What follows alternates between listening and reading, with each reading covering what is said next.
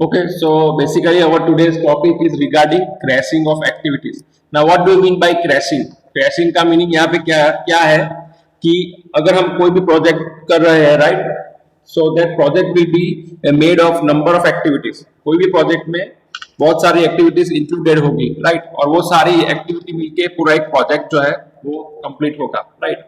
सो कभी कभी ऐसा हो सकता है कि हम जो प्रोजेक्ट की अलग अलग एक्टिविटीज है उनमें से कोई एक्टिविटी जो है उसको हम क्रैश कर सकते हैं. यहाँ पे क्रैश का मीनिंग क्या है कि फॉर एग्जांपल कोई एक एक्टिविटी जो है वो 5 दिन ले रही है, राइट, कोई एक्टिविटी 5 दिन में खत्म हो रही है और उसका जो कॉस्ट लग रहा है वो एक्टिविटी के लिए वो 400 रुपए है फॉर एग्जाम्पल.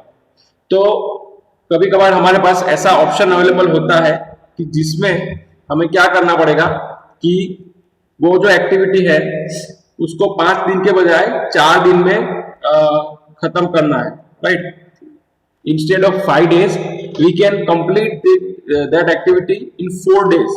तो इसका मतलब हमने 5 दिन के बजाय उसको क्रैश करके 4 दिन में खत्म किया, राइट. तो अभी उसमें जो कॉस्ट लगेगी वो थोड़ी ज्यादा लगेगी, राइट. फॉर एग्जाम्पल एक एक्टिविटी मैं फिर से बोल रहा हूँ 5 दिन ले रही है और उसका कॉस्ट जो है वो 400 रुपीज है, राइट. अभी उसको हम क्रैश करके क्या करेंगे, 4 दिन में कंप्लीट कर सकते हैं, लेकिन उसका कॉस्ट जो है वो 500 रुपए लग रहा है, थोड़ा ज्यादा लग रहा है, राइट. तो ऐसे ऑप्शन को सिलेक्ट करना चाहिए या नहीं करना चाहिए उसके बारे में हम डिस्कस करेंगे ये क्रैशिंग ऑफ एक्टिविटीज में, राइट. अगर आप ज्यादा रुपए दोगे कोई भी किसी भी चीज को तो then you can complete it in less amount of time, right. For example हम डिलीवरी की बात करें अमेजोन फ्लिपकार्ट पे, तो अगर वो 1 डे डिलीवरी प्रॉमिस करता है तो उसके लिए 100 रुपए ज्यादा लेता है, right. That is nothing but crashing of activity, right. Duration जो है वो 5 दिन की जगह 4 दिन में खत्म करता है वो वही टास्क को, तो उसमें पैसे ज्यादा लगेंगे. तो अगर ये हमें करना चाहिए या नहीं करना चाहिए, अगर हम क्रैश करें तो हमें इकोनॉमिकल पड़ रहा है या फिर हमारा कॉस्ट कुछ ज्यादा ही बढ़ रहा है, वो डिसाइड करने के लिए we need to carry out the numerical based on this crashing of activities, right. यहाँ पे क्रैशिंग का मतलब समझ में आना बहुत जरूरी है कि क्रैशिंग मतलब कोई एक्टिविटी का जो ड्यूरेशन है वो हम कम करने की ट्राई करते हैं, right. It is not compulsory to reduce the duration, we are just trying to reduce the duration and we need to decide on based on that it is economical for us or not, right. If it is economical then it is good that we can reduce it, but if it is not economical then we cannot reduce it or we cannot crash it, right. So that is the meaning of crashing of activities. So let us go with the slide. Hope you can see on the slide. Basically it reads that each activity of the project consumes resources, so the project manager has to calculate project cost and it is required that the project cost must be within the budget. This total project cost includes 2 types of cost, direct cost and indirect cost. ये क्या बोल रहा है कि कोई भी project जो होता है उसमें जो एक्टिविटी होती है वो रिसोर्सेज कंज्यूम करती है. रिसोर्सेज का मीनिंग क्या है, रिसोर्सेज यानी man, material, machine, equipment, right. तो अलग अलग तरह के रिसोर्स जो है वो यूज होते हैं कोई भी प्रोजेक्ट की एक्टिविटी करने में, राइट. तो जो मैनेजर होता है, मेन आदमी जो प्रोजेक्ट को हैंडल कर रहा है, उसको क्या करना पड़ेगा, he needs to find out the project cost, right. और ये भी डिसाइड करना पड़ेगा उसको कि वो प्रोजेक्ट कॉस्ट जो है वो बजट में रहे, कुछ ज्यादा प्रोजेक्ट लिमिट के बाहर ना चला जाए, वो भी उसको ध्यान रखना है, राइट. तो वो जो प्रोजेक्ट कॉस्ट होता है उसमें 2 तरह की cost we can categorize, that is direct cost and indirect cost. Direct cost कौन सी होती है, it is the type of cost which depends on the resources involved in the project. These resources are man, machine, material included in the project, right. Direct cost जो directly related है वो कौन कौन सी है, man, machine, equipment, ये जो सब cost है वो सारी direct cost के नाम से जाना जाती है, right. That is direct cost. On the other hand, some indirect cost is involved which includes fixed cost and variable cost. Fixed costs such as license fees, rent, general and administrative expenses, etc., which is irrelevant of progress of the project, right. अभी जो indirect cost जो है उसमें और 2 तरह की cost आती है, कौन कौन सी, फिक्स्ड कॉस्ट और वेरिएबल कॉस्ट। फिक्स कॉस्ट मतलब क्या, अगर किसी चीज के लिए कंस्ट्रक्शन के लिए आपको लाइसेंस निकालना पड़ रहा है, राइट, तो उसकी फीस होगी, कुछ रेंट देना पड़ रहा है, राइट, और कुछ एडमिनिस्ट्रेटिव पेपर वर्क जो करना है उसके लिए जो कॉस्ट लगती है, वो सारी कॉस्ट जो है that is irrelevant of progress of project, मतलब प्रोजेक्ट अपना चालू हुआ है या नहीं हुआ है, राइट, या कितना कंप्लीट हुआ है, 50% कंप्लीट हुआ है या 70% कंप्लीट हुआ है, उसके ऊपर उसका कोई असर नहीं पड़ेगा। अपन को फॉर एग्जांपल 5,000 रुपया लाइसेंस फी भरनी है तो भरनी है, right, that is irrelevant of the progress of the project, that is fixed cost. दूसरा जो है that is variable cost, that is such as interest on capital, depreciation or depending on the time consumed by the project, right? The sum of both costs gives the total project cost. Variable cost में क्या होता है कि अगर हमने किसी, for example we have taken loan, right, loan लिया है, तो जितना आप लेट भरोगे लोन उतना आपको ज्यादा इंटरेस्ट उसका भरना पड़ेगा, right, that is variable cost. और फिर डेप्रिसिएशन भी होता है। डेप्रिसिएशन का मतलब क्या कि कोई भी चीज आपने लिया है तो जैसे जैसे टाइम के साथ वो इक्विपमेंट या मशीन हो उसमें भी धीरे धीरे उसका भी कॉस्ट धीरे धीरे डेप्रिसिएट होता जाएगा, कम होता जाएगा, राइट, मतलब उसका जो यूटिलाइजेशन है उसके हिसाब से हमें डेप्रिसिएशन को भी ध्यान में रखना है, राइट। तो उसकी जो वैल्यू है, टोटल वैल्यू, वो अगर कम होती जाती है तो we need to balance those things, right. तो ये दोनों हो गया fix cost and variable cost. Fix cost में लाइसेंस और वो जो फिक्स फीस होती है वो आता है, और वेरिएबल कॉस्ट में जो प्रोजेक्ट के टाइम के साथ या फिर प्रोग्रेस में सीधा उसको अफेक्ट करता है, जैसे कि इंटरेस्ट है, तो वो सब वेरिएबल कॉस्ट में आता है। और ये डायरेक्ट कॉस्ट और इनडायरेक्ट कॉस्ट दोनों को हम सम करेंगे तो पूरा प्रोजेक्ट कॉस्ट हमें मिलेगा। When we are adding direct cost and indirect cost, we will be getting the total project cost, right? तो ये बात हो गई टोटल प्रोजेक्ट कॉस्ट की। अभी let us go to next slide. Total project cost depends on the time of the project.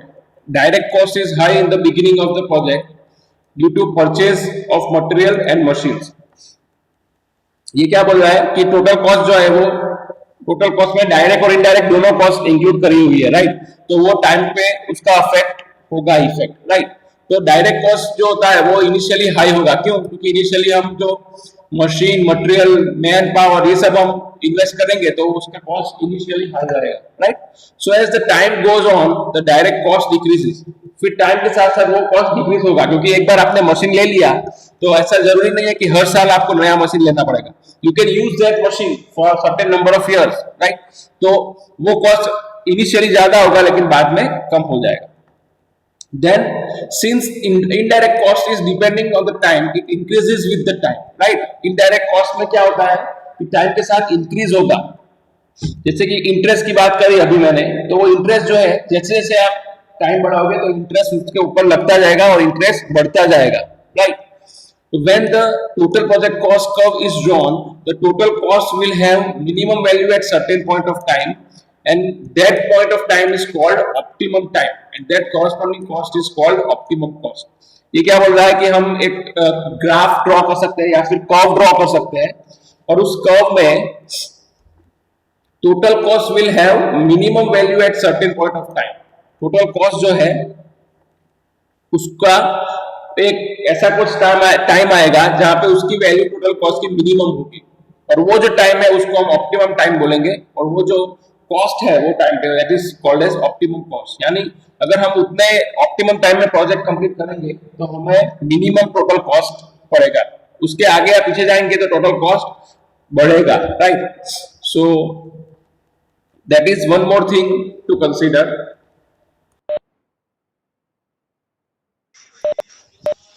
After that, let us go to next slide.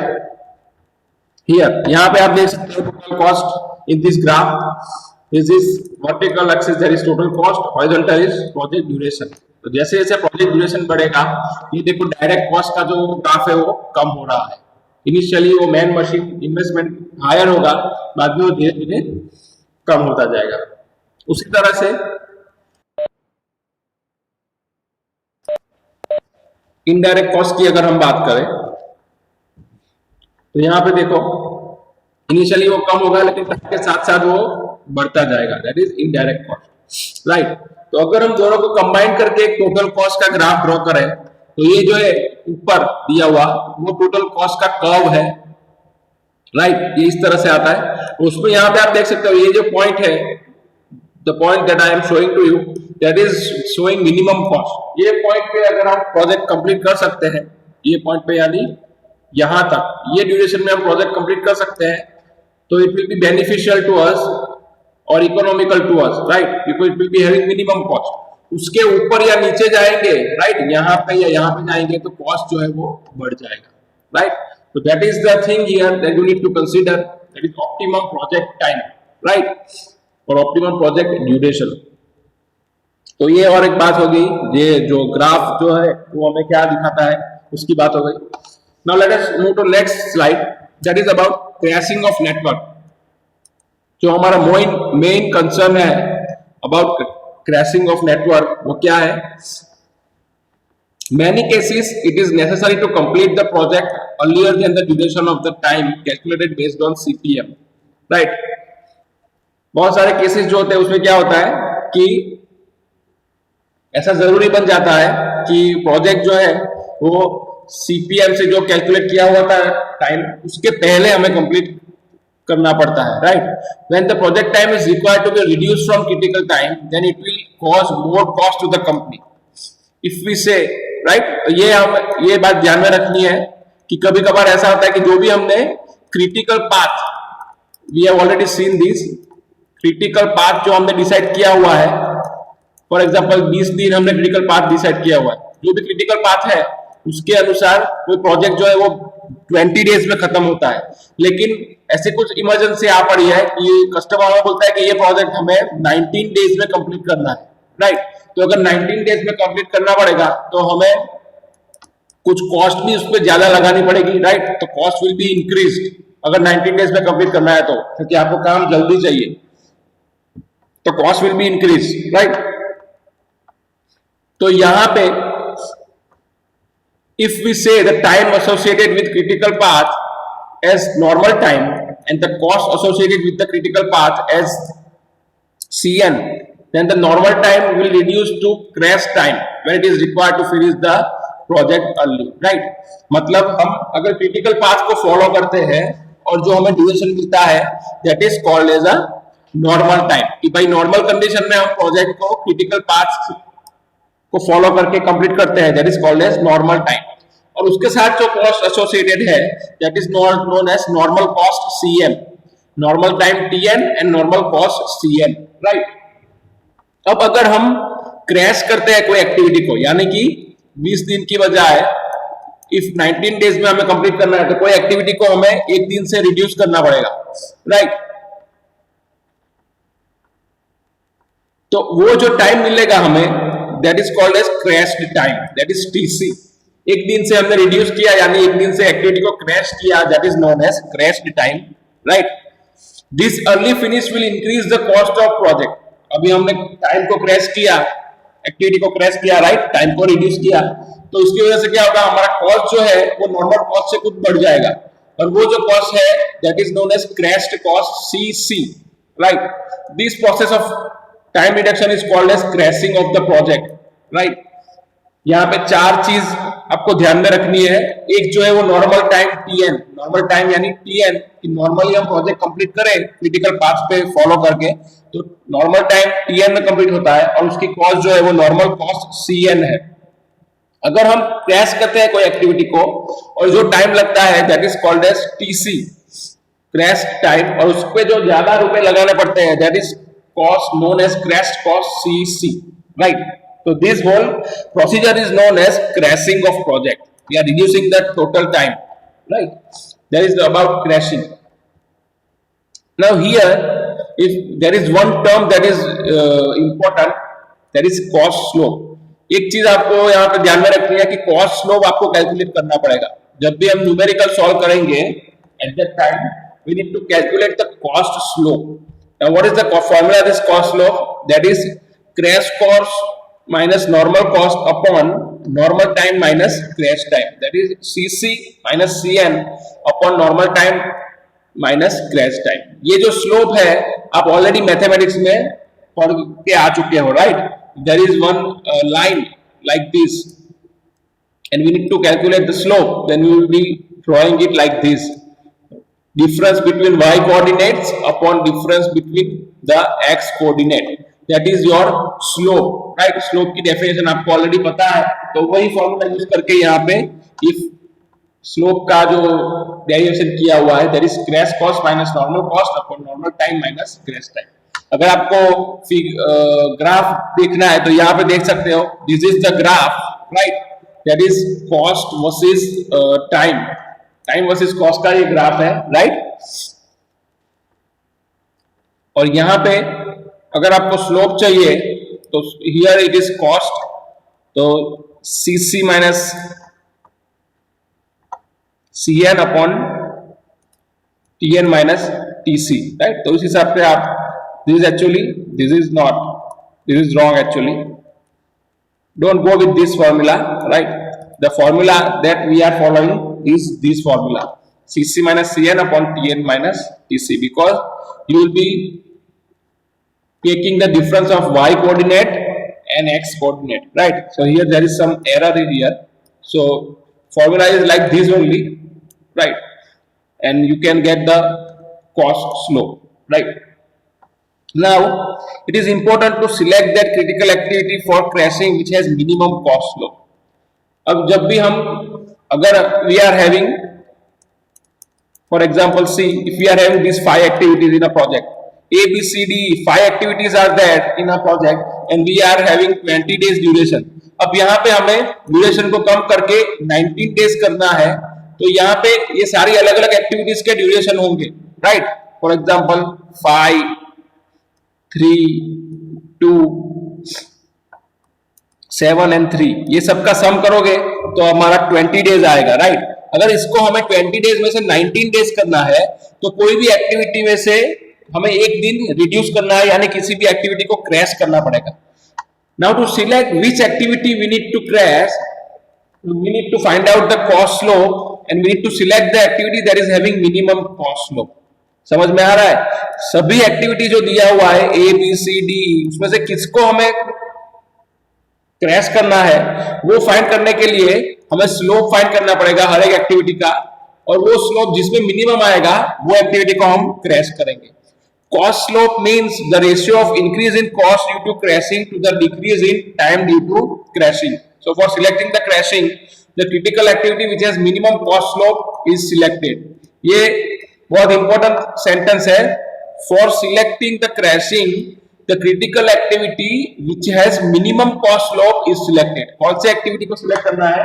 जो critical activity हो with having minimum cost slope, वो उसको हमें select करना है, right? Next slide। This crashing is carried out by reducing the normal time period of the critical activities of the project by incurring more cost than normal cost। Crashing करने के लिए हमें जो नॉर्मल टाइम होता है उसमें से हम रिड्यूस कर देंगे और उसके लिए कुछ कॉस्ट, नॉर्मल कॉस्ट से ज्यादा हमें कुछ पे करना पड़ेगा, right? If all the critical activities of the project are crashed, then the time is minimum time और crashed time. This will increase the cost and that cost is called crashing cost of the project, right? अगर हम सारी critical activities को crash करते हैं project में, तो हमारा प्रोजेक्ट टाइम मिनिमम आएगा और उसका जो कॉस्ट जो है वो बढ़ेगा, और वो बढ़ा हुआ कॉस्ट जो उसको बोलेंगे क्रैशिंग कॉस्ट। क्रैशिंग करने के लिए जो कॉस्ट लगता है that is crashing cost, right? Now let us go to next slide। If all the activities of the project are crashed, then it will cost more and more cost, but it will not give additional advantage over and above the one obtained by crashing only the critical activities। So there is no good to go for crashing of non-critical activities। ये भी बहुत important है कि अगर हम सभी activity को crash ही करते रहेंगे और टाइम रिड्यूस करते ही रहेंगे तो एक पॉइंट ऐसा आएगा कि उसके बाद हम क्रैश करेंगे तो कॉस्ट तो हमारा बढ़ेगा लेकिन उसका असर टाइम पे नहीं पड़ेगा, राइट? हमारा टाइम रिड्यूस नहीं होगा अगर हम नॉन क्रिटिकल एक्टिविटीज को क्रैश करते हैं तो it is very important to go for crashing of critical activities only, right? यहाँ पे क्या लिखा हुआ है? There is no need to go for crashing of non-critical activities. हमें कभी भी वो एक्टिविटी को क्रैश नहीं करना चाहिए जो क्रिटिकल पाथ में इंक्लूडेड नहीं है।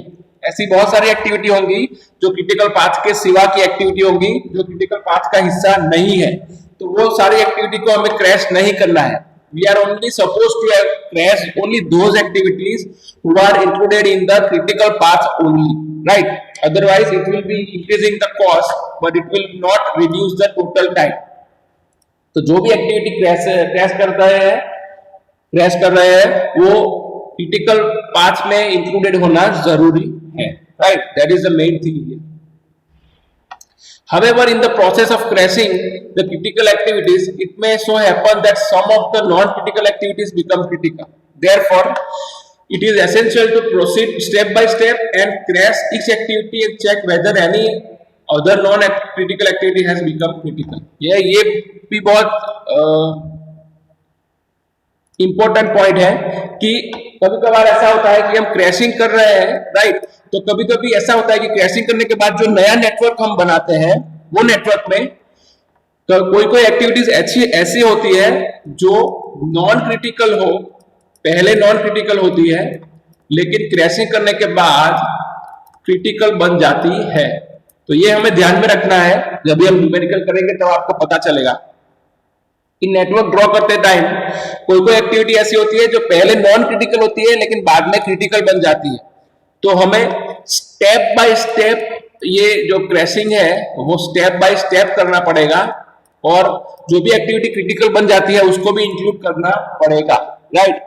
सो we need to go iteration wise. ये आपको पता चलेगा न्यूमेरिकल के टाइम कि भाई हमें अलग अलग इटरेशन में one by one step by step crash करना है, right? We cannot say roughly that all three activities we need to crash. Roughly हम नहीं बोल सकते कि भाई ये तीन एक्टिविटी को क्रैश कर दो तो हो जाएगा हमारा काम। We need to go step by step and we need to perform iteration wise और उसके हिसाब से हमें क्रैशिंग करना पड़ेगा और हमें पता चलेगा कि it is economical to crash this activity or not, right? So that is this thing. Following are the steps for crashing of the network. यहाँ पे जो steps दिए हुए हैं कोई भी नेटवर्क को क्रैश करने के लिए, सबसे पहला स्टेप जो है determine the normal project completion time and associated critical path. आपको डेटा दिया हुआ होगा टेबल के फॉर्म में, तो आप क्या करोगे, नेटवर्क बनाओगे, राइट? डेटा के ऊपर से पूरा लॉजिकल नेटवर्क डेवलप करोगे और वो नेटवर्क डेवलप करने के बाद आपको normal project completion time find करना पड़ेगा कि भाई नॉर्मल कंडीशन में ये प्रोजेक्ट जो है वो कितना टाइम में कंप्लीट होता है, जैसे कि हमने न्यूमेरिकल में किया हुआ है, राइट? सीपीएम और पर्ट में न्यूमेरिकल में जो भी न्यूमेरिकल हमने किए हुए हैं नेटवर्क बना के और जो टाइम फाइंड किया था प्रोजेक्ट कंप्लीशन टाइम, वैसे प्रोजेक्ट कंप्लीशन का टाइम फाइंड करना है और क्रिटिकल पाथ भी फाइंड करना है, राइट? उसके बाद सेकंड स्टेप क्या है, find out the cost slope for all activities. हर एक एक्टिविटी के लिए ये कॉस्ट स्लोप फाइंड करना पड़ेगा for each and every activity. वो जो फॉर्मूला हमने अभी देखा था, राइट? वो फॉर्मूला को यूज करके कॉस्ट स्लोप जो है वो फाइंड करना पड़ेगा हर एक एक्टिविटी के लिए। Third step is for reducing the total project completion time, identify and crash an activity time having lowest cost slope, right? सभी एक्टिविटी का कॉस्ट स्लोप हमने कैलकुलेट कर दिया, उसके बाद क्या करना पड़ेगा, we need to crash the activity which is having lowest cost slope। सभी कॉस्ट स्लोप की वैल्यू में से जो भी एक्टिविटी का जो स्लोप है वो लोएस्ट होगा वही एक्टिविटी को हमें क्रैश करना है। This lowest cost slope activity which is crash is to be crash up to any of the following stage is reached। उसको हमें कहां तक क्रैश करना है, तो जब तक ये दो कंडीशन हो, either the other critical path is generated or that crashing activity is reached maximum possibility of crashing। हमें कब तक वो एक्टिविटी को क्रैश करना है कि भाई कोई और ऑप्शनल क्रिटिकल पाथ हमें मिल जाता है तब तक, या फिर वो प्रोजेक्ट की जो वो एक्टिविटी की क्रैशिंग जो लिमिट है वो हो गई। फॉर एग्जांपल कोई एक एक्टिविटी है वो 2 दिन ले रही है तो उसको हम क्रैश करके 1 दिन करते हैं, राइट? फिर उसको नेक्स्ट स्टेप में और क्रैश करके 0 दिन की कर देते हैं, राइट? मतलब तभी के तभी वो एक्टिविटी कंप्लीट हो जाती है। तो उसका मतलब यहाँ पे इसके बाद हम क्रैश नहीं कर सकते।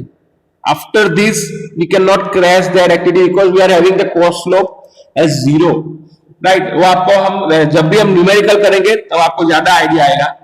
तो if we have reach the crashing limit then we can not crash that activity, तब तक हमें वो एक्टिविटी को क्रैश करना है, right.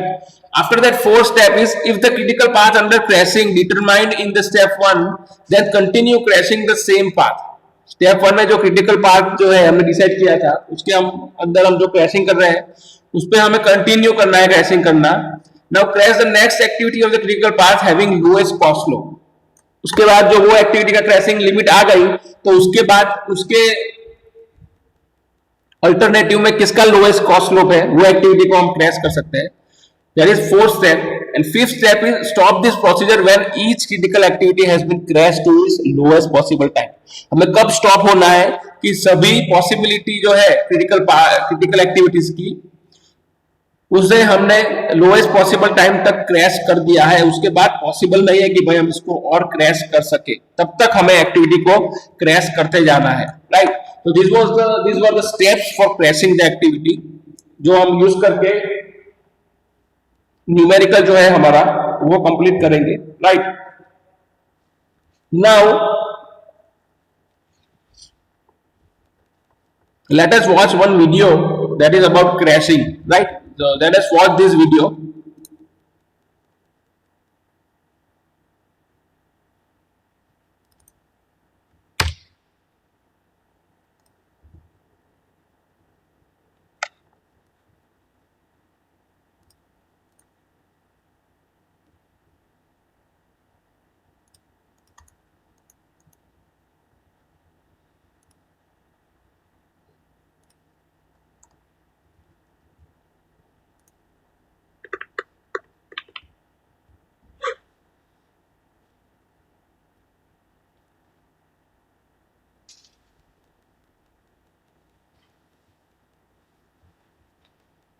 Boss, I know you are in a rush, but wanted your quick advice on our project, which may just run behind its planned schedule. If we don't take any corrective actions immediately, what do we do? I've heard of fast tracking and crashing as schedule compression techniques. Why don't you try those? But boss, both techniques involve risks and also additional costs. Have you come seeking my advice or tell me your expert advice? Fast tracking could sidetrack the core issue, and use of crashing to compress schedule could crash my project. Right.